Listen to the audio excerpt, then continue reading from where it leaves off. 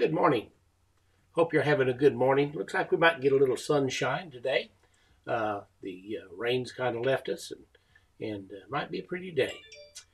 I was noticing while I was in Walmart the other day that somebody was using food stamps, and I've heard a lot of people talk about food stamps and whether these people really need them or not.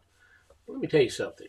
The Bible tells us not to judge. There in Matthew 7, starting in verse 1 through 4, it says, "Do not judge, so that you won't be judged. For with judgment you use, you will be judged with the measure you use. It will be measured to you. Why do you look at the speck in your brother's eye and don't notice the log in your own eye? Or how can you say to your brother, let me take the speck out of your eye, and look, there's a log in your eye? Hypocrite, first take the log out of your eye, and then you will see clearly to take the speck out of your brother's eye." Ran across something kind of interesting in my illustration book. It says, "Hold Your Judgment," and it was written by Terry Williams from the book The Personal Touch.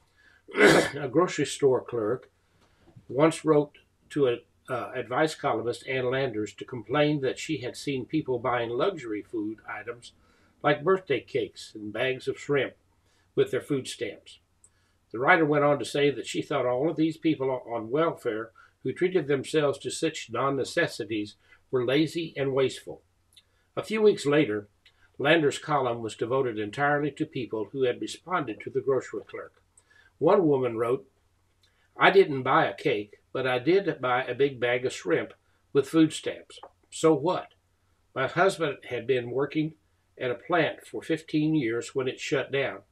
The shrimp casserole I made for our wedding anniversary dinner lasted 3 days. Perhaps the grocery clerk who criticized that woman would have a different view of life after walking a mile in my shoes." Another woman wrote, "I'm the woman who bought the $17 cake and paid it for it with food stamps. I thought the checkout woman in the store would burn a hole through me with her eyes.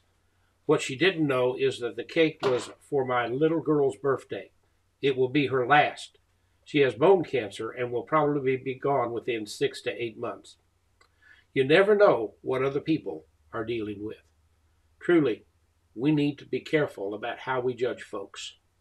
Excuse the telephone call. I'm not sure who it was, but we'll get to it here in just a minute. It's important that I tell you that the Lord is the one who judges, and we should not judge anybody else. There's a lot of people out there right now, particularly that are hurting.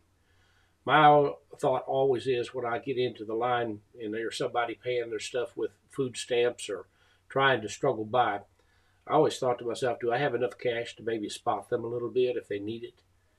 That's something that we need to think about rather than judge. How about let's learn about helping? God bless you. Have a great morning.